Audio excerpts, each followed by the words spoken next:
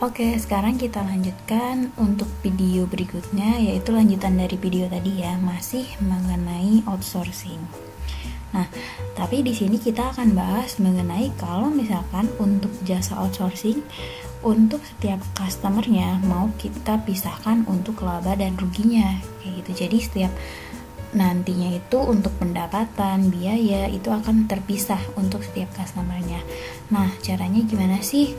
Caranya adalah kita aktifkan dulu untuk di Accurate Store, yaitu modul tambahan dimana kita aktifkan untuk Cost and Profit Center, kayak gitu. Lalu tinggal kita pilih Cost and Profit Center-nya. Di sini saya sudah install untuk Cost and Profit Center-nya. Nah, nanti kalau misalkan belum diinstal, kita install terlebih dahulu ya untuk Cost and Profit Center-nya. Nah, lalu kalau kita sudah aktifkan untuk fitur tambahan Cost and Profit Center, selanjutnya adalah kita buat untuk per proyeknya. Nah, di sini itu untuk perusahaan outsourcing biasanya itu kita buat untuk per proyek ya, kayak gitu. Kayak untuk per kontraknya itu kita gunakan yang namanya fitur proyek. Nah, di sini kita close dulu untuk Accurate Store-nya. Lalu selanjutnya kita masuk ke modul perusahaan. Kemudian di sini ada fitur tambahan yang namanya departemen dan proyek. Di sini fitur ini akan muncul karena kita sudah mengaktifkan yang namanya Cost and Profit Center. Lalu tinggal kita pilih untuk proyeknya dan kita isikan untuk nama proyeknya. Di sini kita untuk nama proyek isikan adalah nama customer yang kita punya, kayak gitu. Contohnya di sini kita lihat dulu untuk nama customernya.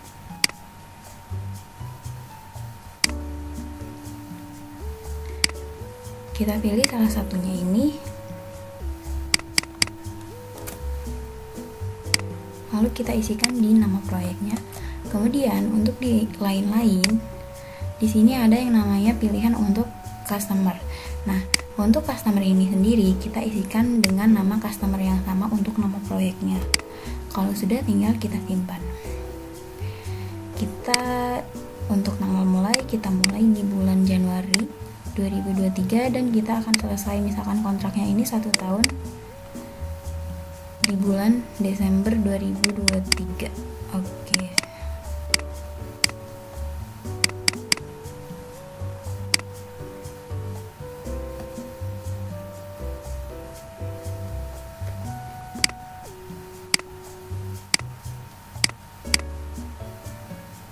Kalau sudah, tinggal kita simpan.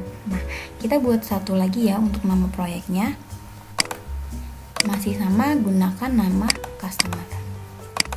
Di sini misalkan kita buat 2 proyek untuk Arta dan Dinamika.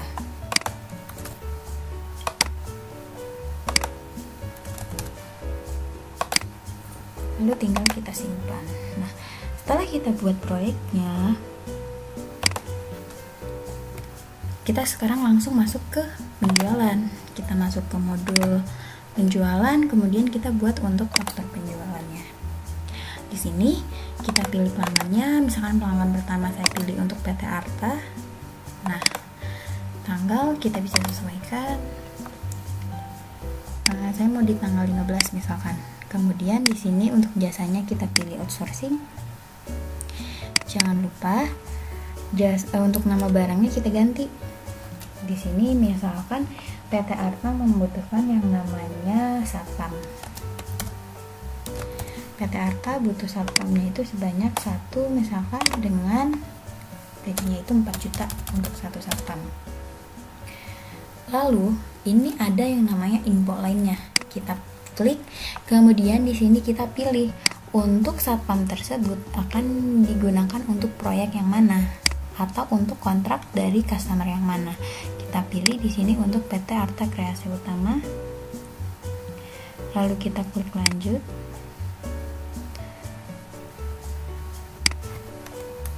Lalu langsung saja kita simpan. Nah, kita buat satu lagi transaksi. Misalkan untuk PT Dinamika misalkan dia butuh yang namanya Office Boy. Dia butuh 1 dengan ininya 3.500.000 gajinya misalkan. Lalu kita klik oke. Jangan lupa info lainnya dan proyeknya kita pilih untuk ke dinamika. Lanjut, tinggal kita simpan. Nah, selanjutnya untuk daftar laporannya kita lihat di mana. Daftar laporannya bisa kita lihat di daftar laporan, kemudian ke pusat laba dan biaya. Nah, di sini kita pilih untuk laba rugi proyek. Kita sesuaikan parameter tanggalnya, kemudian kita pilih untuk proyeknya. Kita pilih semua proyeknya, lalu kita tampilkan. Di sini akan langsung terlihat kalau untuk pendapatan outsourcing, yaitu dari PT Arta Kreasi Utama, dia adalah sebesar 4 juta rupiah. Kemudian dari PT Dinamika Persada Utama dia sebesar 3.500.000 rupiah. Di sini juga nanti akan terlihat untuk biaya-biaya lainnya. Nah, lalu misalkan di sini kita lanjut ya untuk melakukan pembayaran gaji. Untuk pembayaran gaji kita masuk aja langsung ke kas dan bank pembayaran. Nah, misalkan di sini kita mau bayar gaji untuk satpam dulu gitu. Nah, di sini kita pilih untuk gaji. Kita isikan gajinya itu, misalkan untuk satu satpam itu kita bayarkan gajinya adalah misalkan 3 juta rupiah. Lalu karena tadi kita mau memisahkan untuk setiap biaya dan untuk setiap pendapatan yang kita peroleh, maka di sini jangan lupa di info lainnya kita pilih untuk proyeknya. Proyeknya kita masukkan ke PT Arta Kreasi Utama, lalu kita klik lanjut dan kita simpan. Jangan lupa kita bikin satu lagi. Ini untuk beban gaji juga, tapi ini adalah gaji untuk gaji tadi office boy. Misalkan untuk gaji office boy itu dia 2 juta rupiah. Info lainnya kita pilih proyeknya ke PT Dinamika. Oke, lanjut dan kita simpan. Kemudian kita lihat nih untuk daftar laporannya, kita refresh. Karena kita barusan melakukan transaksi baru kan. Nah, maka di sini akan langsung muncul di beban operasional itu ada namanya beban gaji. Untuk PT Arta kita mengeluarkan beban gaji sebesar 3 juta dan untuk PT Dinamika dikeluarkan sebesar 2 juta rupiah. Sehingga dari pendapatan dan biaya tersebut kita memperoleh laba bersih dari PT Arta sebesar 1 juta rupiah dan PT Dinamika sebesar 1.500.000 rupiah. Jadi untuk pemisahan laba rugi untuk setiap customernya kita bisa gunakan yang namanya cost and profit center. Nah, oke, selanjutnya kita masuk ke kasus berikutnya.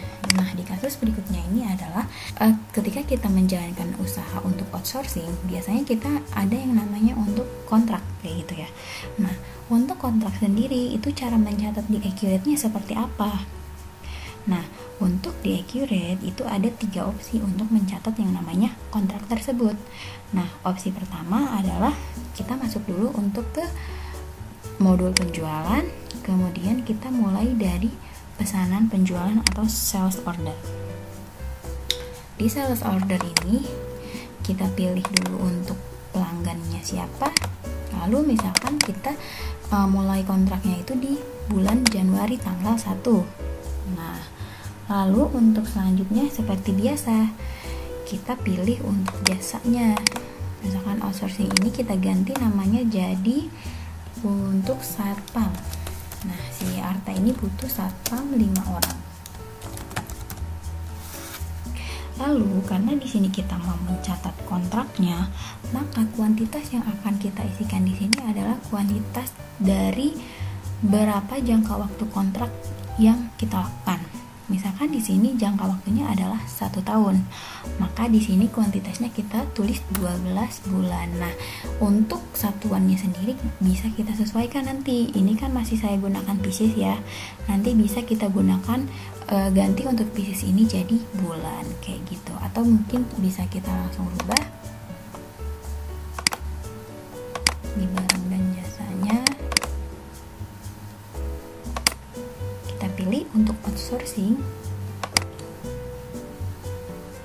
ini kita ganti jadi bulan.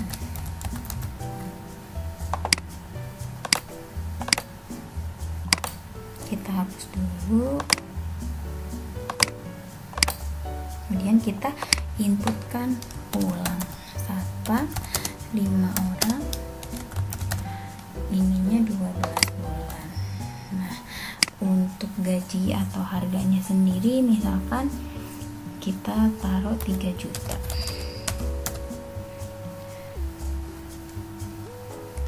Nah, jangan lupa di info lainnya kita isi untuk proyeknya. Ini untuk PT Arta ya. Lalu tinggal kita simpan.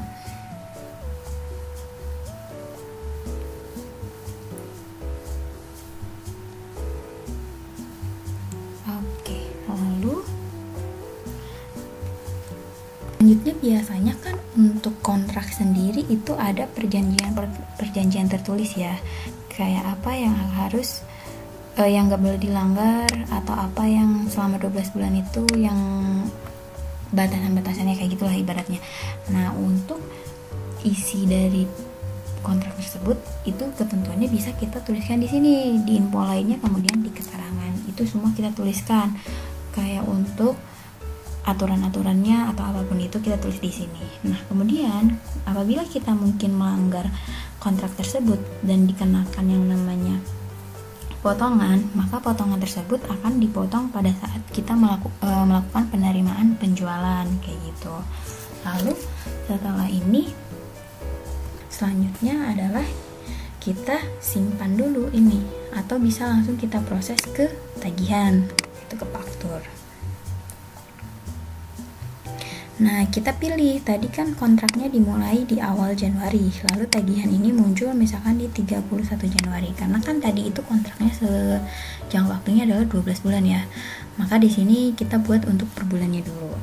Lalu setelah itu, ini kita mau melakukan pembayaran untuk bulan Januari terlebih dahulu.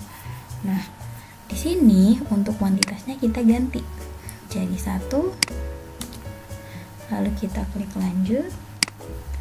Kemudian kita simpan. Nah, kita mau melihat nih berapa sih kontrak yang sudah terproses kayak gitu, dan berapa yang belum terproses. Nah, kita bisa lihat di daftar laporan.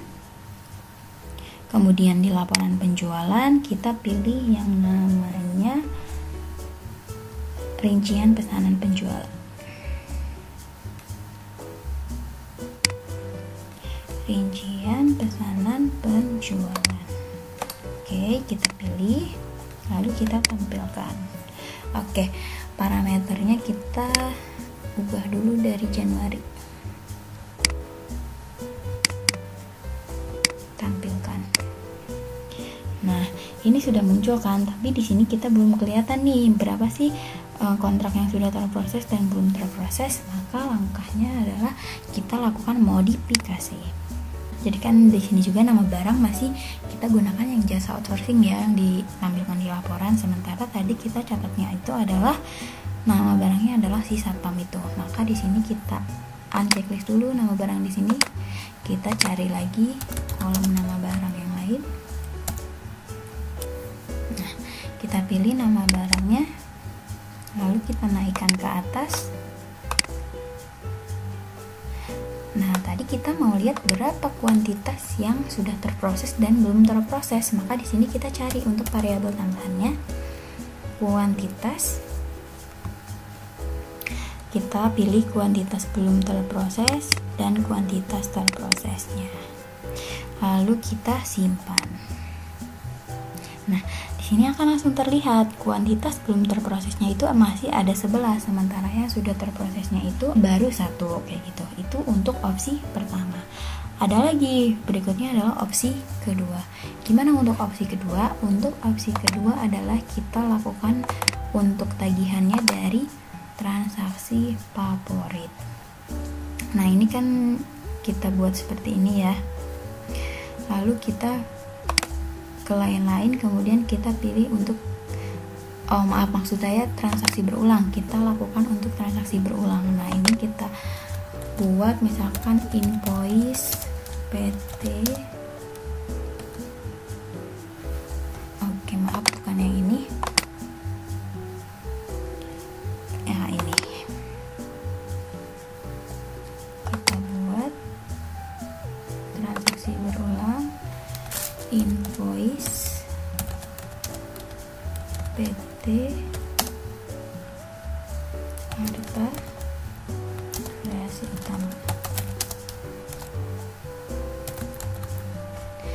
kita pilih ininya bulanan sebanyak 12 kali, kita klik lanjut. Oke, udah kita simpan.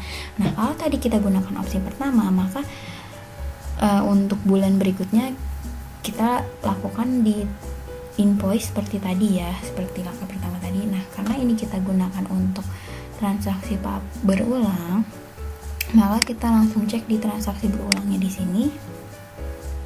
Kita lihat kayak gini, kita hapus dulu aja. Nah, ini kita yang baru kita buat sekarang. Di sini kan yang tereksekusi baru ada satu, yaitu di bulan Januari. Lalu selanjutnya untuk di bulan Februarinya kayak gimana? Nah, ini kita juga bisa isi nih di keterangannya. Mana keterangan? Yaitu misalkan kita buat tagihan ke 1 Januari 2023, lalu tinggal kita simpan ulang. Ini kita refresh dulu deh. Nah, ini udah ada muncul nih keterangannya. Kita copy aja biar cepat.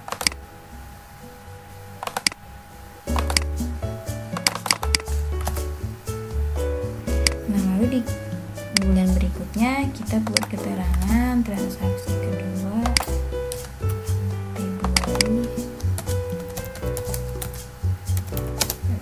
3. Oke. Begitupun seterusnya sampai ke bulan Desember.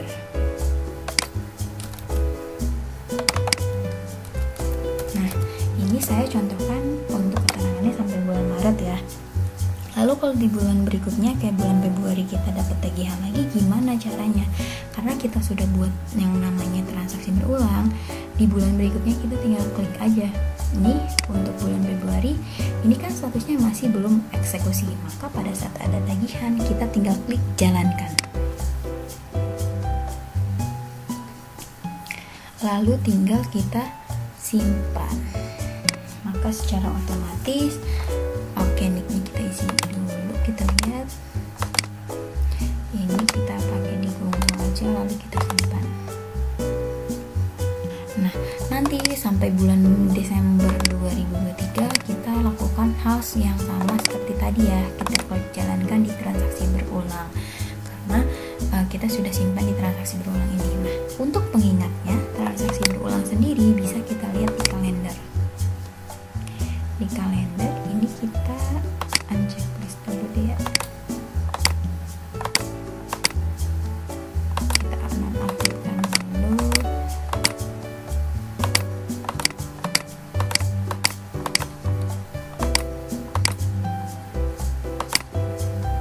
Oke. Nah, ini maka di sini nanti untuk di kalendernya akan muncul seperti ini. Tinggal kita klik. Nah, ini ada yang namanya invoice PT Arta Kreasi Utama, yaitu yang tadi kita sudah lakukan di transaksi berulang. Nah, itu untuk tagihan-tagihan di bulan berikutnya kayak gitu. Cuman kita lihat di daftar laporan, kita refresh, tadi kita sudah melakukan pembayaran untuk bulan Januari, tapi di sini untuk kuantitas belum terprosesnya masih 11, dan di sini juga yang terproses baru masuk 1. Itu adalah kelemahan dari transaksi berulang. Karena kita nggak narik dari SO atau pesanan penjualan, maka di daftar laporan pun untuk kuantitas belum terproses dan terprosesnya itu nggak akan masuk kayak gitu, karena kita lakukannya di transaksi berulang. Nah, oke, itu adalah opsi kedua. Jadi kalau misalkan nanti mau digunakan juga boleh kayak gitu. Nah, kita masih ada lagi satu opsi terakhir kayak gitu. Nah, untuk opsi terakhir gimana caranya? Untuk opsi terakhir caranya adalah di SO tadi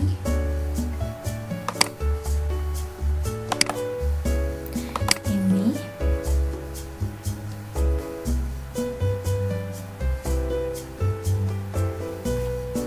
oke, kita buat lagi aja lah ya untuk PT yang berbeda kayak gitu. Kita pilih misalkan untuk dinamika,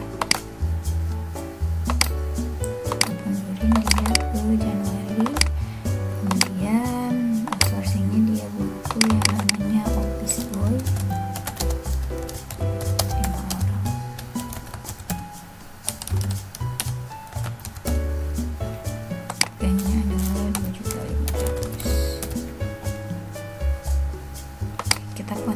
barangnya 1. Nah, ini kita buat di nama barangnya ini kita tambahin office boy 5 orang untuk Januari 2023. Kita copy, kita lanjut. Lalu kita pilih lagi nih untuk outsourcing lainnya, masih dengan nama yang sama, kita rubah saja di bulannya jadi bulan Februari. 2.500.000. Oh iya, untuk info lainnya jangan lupa untuk proyeknya ya, kita mapping dulu. Atas juga kita edit, kita klik lanjut, kita buat 1 lagi atau 2 lagi.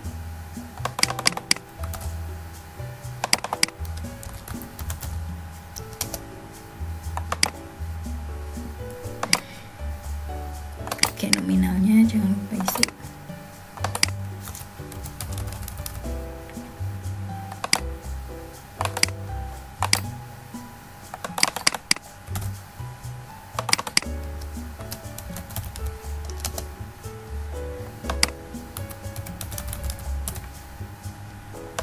Nah, ini ibaratnya kita buat untuk 1 tahun lah ya. Nanti kita buat sampai Desember kayak gitu. Cuman di sini saya contohkan untuk sampai April terlebih dahulu. Lalu selanjutnya kita simpan. Nah, oke, kita klik lanjutkan. Ibaratnya nanti di bulan Januari awal itu ada tagihan. Kita lihat dulu deh tadi kita untuk tanggal sudah betul atau belum ya. Oke, udah 1 Januari. Nah, di akhir Januari 2023 itu ada tagihan untuk kontrak tersebut gitu. Maka tinggal kita atur, kemudian kita klik ambil dari pesanan. Nah, kita cari. Oke, maka di sini semua yang tadi SO kita tulis, misalkan nanti ada 12 SO yang dimana artinya adalah kita ada kontrak 12 bulan, maka kita bisa pilih nih yang ada tagihannya itu yang datang di bulan apa. Misalkan yang datang itu untuk bulan Januari terlebih dahulu, kita klik Januarinya, lanjut, lalu kita simpan. Nah, kita klik lagi untuk dinamika persada, misalkan oke, tanggalnya untuk bulan Februari tagihannya, kita klik ambil dari pesanan, kita cari. Nah, ini adalah sisa dari jangka waktu yang belum ada tagihannya kayak gitu. Nah, misalkan kita ini klik untuk Februari, kita klik lanjut dan kita simpan. Nah, kita lihat di daftar laporan nih, kita lihat di bawah sini.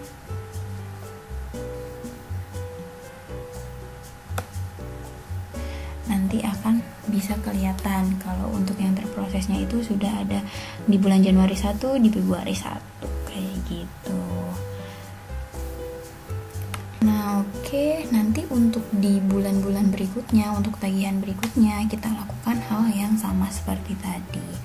Baik, sekian dari saya mengenai penjelasan perusahaan outsourcing lanjutan dari video sebelumnya.